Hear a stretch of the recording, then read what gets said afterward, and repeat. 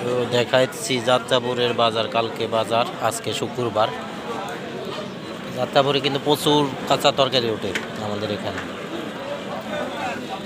এখান থেকে যদি আপনারা যদি সবজি নিয়ে ব্যবসা করতে চান, তা এখানে কিন্তু বিষমুক্ত সবজি। তো আপনারা চট্টগ্রাম যারা থাকেন, ঢাকা যারা থাকেন, তারা একমাত্র এই বাজারটাই আমাদের বাজার ডিস্ট্রিক্টে বিষমুক্ত সবজি পাওয়া যায়। এখান থেকে সবজি নেবেন, এই আসা শুরু হয়েছে, আজকে থেকে আসা শুরু হয়েছে। কালকে যেহেতু শনিবারের হাট, খুব সকালে ভোরে এই বাজারটা শেষ হয়ে যায়।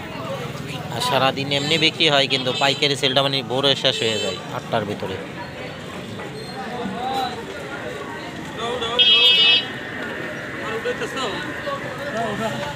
সিদ্দিক ভাই রাখেন আপনার কাছে, পকেটে দিয়ে দেন। দেখাই বড় বাজার, প্রচুর প্রচুর মানুষ এখন থেকেই শুরু হয়ে যায়।